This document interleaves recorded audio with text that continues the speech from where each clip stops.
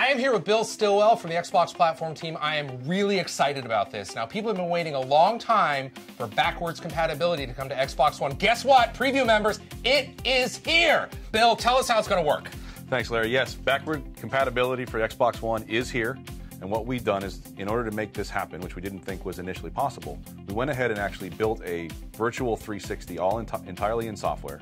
And then we take the old 360 games, put them in the emulator, and then we run it through emulation. That's really interesting because, I mean, that's based on the original Xbox One architecture where you had to do a lot of fancy stuff with the different operating systems, and we're seeing it happen right now. Now, Bill, behind us I see we've got Borderlands, incredibly popular on Xbox 360, but this is actually running on Xbox One. That's correct. Borderlands is one of my favorite games, and so this is one of the first titles we pulled through. And as you can see, this is the 360 game, right, complete. And all we did was put it through the emulation program, and now I'm playing it here on my Xbox One. And you have access to all your Xbox 360 friends, the achievements, the dashboard, right? You have everything that's right there. Yeah, there is a full guide that's included with every one of the titles that we release, and you can access that guide to do matchmaking, to do chat, and all the things that you would normally do on your 360. In addition to whatever you have on the Xbox One. And while you're doing that, you could actually snap an app or snap television if you wanted to. Yep, Xbox take a screenshot or Xbox record that will all work. Awesome. And you'll be able to use that as well. All right, Bill, let's talk about achievements. Very important to the Xbox community. How is that going to work with Xbox 360 achievements? These are still Xbox 360 achievements. You're still using an Xbox 360 game save, your cloud saves, carrying across just like it would from console to console. So you're only earning the 360 achievements. You're not able to earn them twice. So if I got them earlier, you know, before Xbox One launched or even after, then I've already got them. You've already got them. Now, how's it going to work with digital titles that maybe I purchased or the discs that I've got around the house? So for digital titles, we'll just pull those through. So they'll show up in your ready-to-install queue under My Games and Apps, and then you just install them digitally like you would an Xbox One digital title.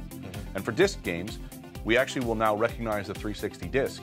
If it's in our catalog, you put it into your Xbox One, we download into your Xbox One hard drive, and then you play the game there as well. Now, we're deploying this right now for preview members, so if you're in the preview program, you'll have access to this, but it's going to be a wider deployment later this year, kind of general release.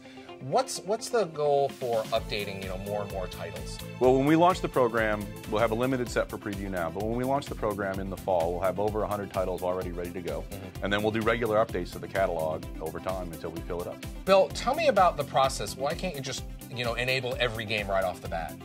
Well, there are some technical restrictions. Because this is just a software version of a 360, we can't do any USB peripherals or use the original Kinect. But beyond that, all we do is take what we decide are the right games, put them in through the program, package them, and then we can distribute them to the catalog. And really, the only thing that stops us is getting the legal permissions for things like licenses that may have changed over time or whatever the case may be.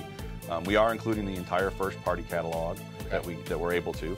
And then beyond that, we'll just continue to take in fan favorites, things that are still being played frequently on the 360. We do voting and we'll do polls, and we'll just collect from a multiple set of sources what titles should come out next. And so I'm sure people are going to tell us what games they want. Now, this is free. Correct, it is free. There's no charge for this. You're going to be able to, using the games you already have on Xbox 360, once you guys work and run them through the emulator, I'll be able to download them and away I go. Yep, absolutely. Fantastic. Bill Stillwell from the Xbox platform team. Bill, thanks for joining me. Thank you, Larry.